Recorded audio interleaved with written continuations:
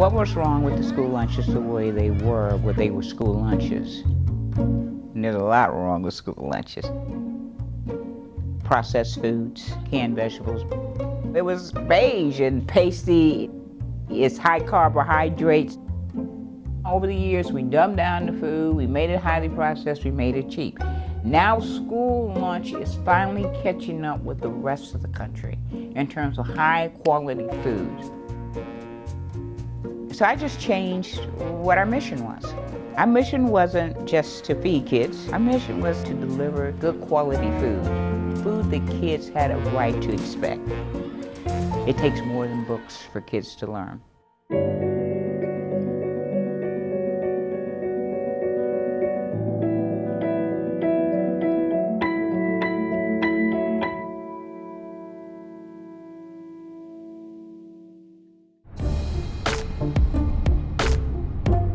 My name is Betti Wiggins. I am the officer for nutrition services for the Houston Independent School District. We have a lot of well-to-do communities here of higher socioeconomic standing, and then we have some very poor communities. You got everything in Houston. HISD is a big district. It's the 7th largest school district in the country. 280 locations, 209,000 kids. We serve 47 million meals a year. The biggest problem in Houston is not a lack of access to food, but there's a lot of food insecurity, lack of enough calories, the quality of the calories, and it goes across income lines. As a child in this country, you're entitled to a meal regardless of your income. CEP is community eligibility provision, which allows us to feed all our children at no charge.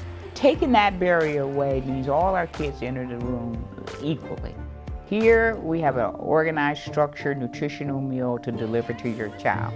Sometimes just that helps to stabilize a family. We have to ensure that all our children have the same kind of tools when they enter the classroom.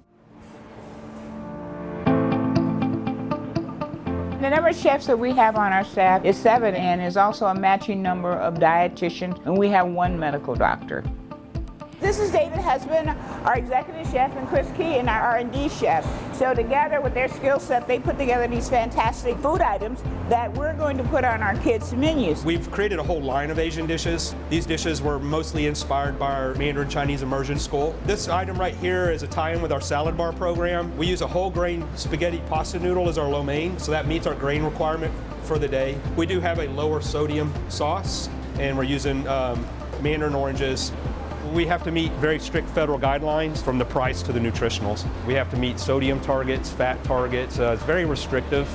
They're producing a healthy eating experience. Baby spinach in the salad mix. You don't see any iceberg anywhere, do you? This is an entree item. It's a banh mi sandwich. They're very popular here in Houston, and so we decided we wanted to run one in our schools. It's an eating experience now. It's not school lunch. What we're really working on is the eye appeal, the flavor. Ultimately, our goal is to get food to kids that they might not have ever eaten before. They may have come from situations where those things weren't available, so we like to introduce different types of vegetables and different cuisines.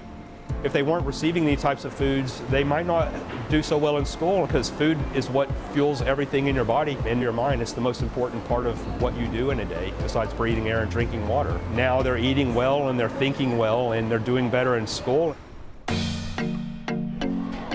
Where are you going to sit at?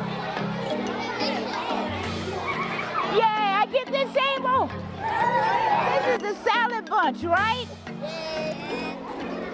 The big things that we've done in terms of improving nutrition and quality of food for kids is that we have salad bars at 157 elementary schools. We created a whole plan around Create Your Salad. And I consider it a success when I see a kid take a salad over some chicken nuggets. So, what can we say about the salad bar here at Cook? It's good. It's got vegetables. It's good for us. It makes you healthy.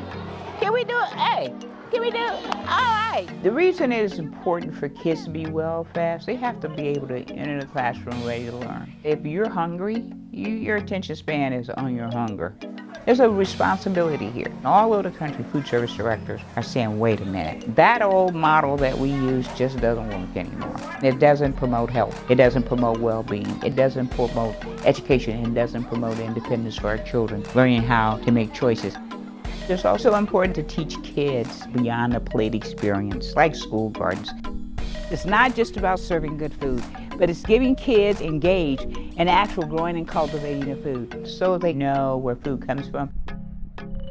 We have to change the food system, and that's how we can impact what happens with the health and the well-being of our children. What do you want, chicken? When I see kids take product that we make in the back of that kitchen, it makes me feel successful, it makes me feel loved, it makes me know that I'm doing my job.